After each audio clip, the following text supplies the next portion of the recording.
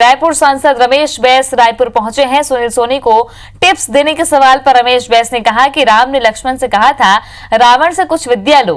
रमेश बैस के जवाब पर सुनील सोनी ने कहा, बैस जी मेरे राम हैं और मैं उनका लक्ष्मण। रमेश बैस का टिकट काटकर सुनील सोनी को रायपुर लोकसभा क्षेत्र से प्रत्याशी बनाया गया है और जिस तरह से जो सांसद रहे हैं उनको ये प्रभार दिया गया है कि जो नए चेहरे हैं उनको मैदान में बखूबी ढंग से उतार करके उन्हें जिताने की भी एक महती जिम्मेदारी पूर्व सांसदों को लेकर के सामने आई है। ऐसे में रमेश बैस रायपुर पहुंचे और राम लक्ष्मण की जोड़ी बताया।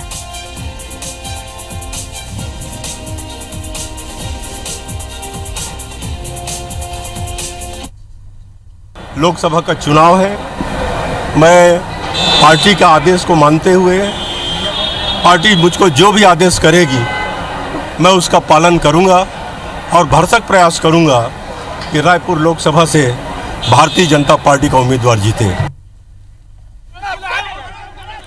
तो रायपुर से सुनील सोनी को प्रत्याशी बनाया गया है। ऐसे में जब रमेश बैस रायपुर पहुंचे, जो लगातार 7 बार से रायपुर लोकसभा क्षेत्र के सांसद रहे हैं, एक अजय गढ़ रायपुर को माना जाता है और एक अजय जनप्रतिनिधि के रूप में रमेश बैस ने अपनी पहचान बनाकर रखी रायपुर लोकसभा क्षेत्र में।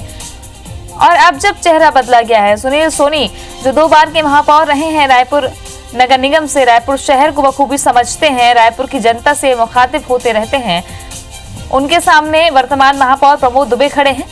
ऐसे में रमेश बैस का साथ सुनील सोनी को मिला है। राम लक्ष्मण की जोड़ी उन्होंने बताया। राजेश मिश्रा जुड़ गए हमारे साथ। राजेश, जिस तरह से रमेश बैस को लेकर के अटकल लगाई जा रही थी कि नाराज चल रहे हैं, सुनील सोनी ने भी कहा कि वो साथ देंगे, अब जो तस्वीरें सामने आ रही है वो साफ तौर पर संकेत दे रही है कि जो राम लक्ष्मण की जोड़ी है ये रायपुर जीत लेंगे। जी बिल्कुल। आज जो है अगर बात करें तो रमेश बैस आज यहाँ पर पहुंचे हैं। टिकट जब उनकी कटी और उनकी जगह सुनील सोनी को टिकट दी गई तो उसके बाद से वो दिल्ली से लौटे और जब उनसे पूछा गया कि आखिर इतने दिन बाद दिल्ली लौट रहे हैं, प्रचार का समय गुजर रहा है और क्या वजह, तो उन्होंने बोला उनका व्यक्तिगत कुछ प्रॉब्लम था, वो इसलिए वो नहीं आ पाए थे। मगर साथ ही साथ उन्होंने कहा कि अब वो आ चुके हैं, पार्टी का जो भी निर्देश होगा वो उसका पालन करेंगे।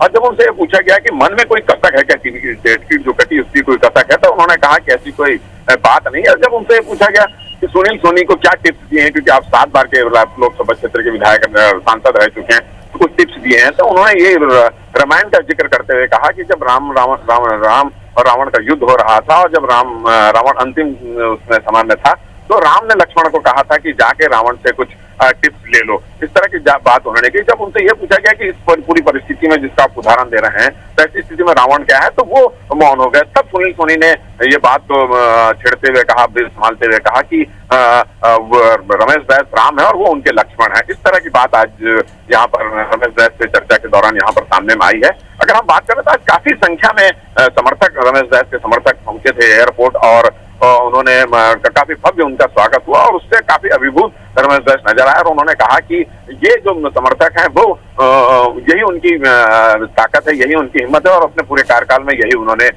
कमाया है। जी जी, ये जो रावण वाली जो बात है राजेश, तो देखा जाए तो क्या विरोधियों को समर्थक मानकर चलने वाली बात कहीं न कहीं इस ओर तो इशारा नहीं करती?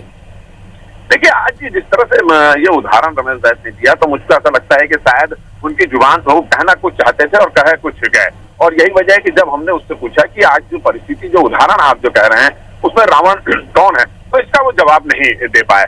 तो वो शायद उस जो उदाहरण देते थे मैं खुद भी कुछ कंफ्यूज नजर आ रहे थे। जी चलिए, बहुत बहुत शुक्रिया राजेश जानकारी के लिए। तो रमेश बैस बड़े लंबे अंतराल के बाद रायपुर पहुंचे और मीडिया से मुखातिब हुए। इस दौरान सुनील सोनी जो रायपुर लोकसभा क्षेत्र के प्रत्याशी हैं वो भी उनके साथ मौजूद थे।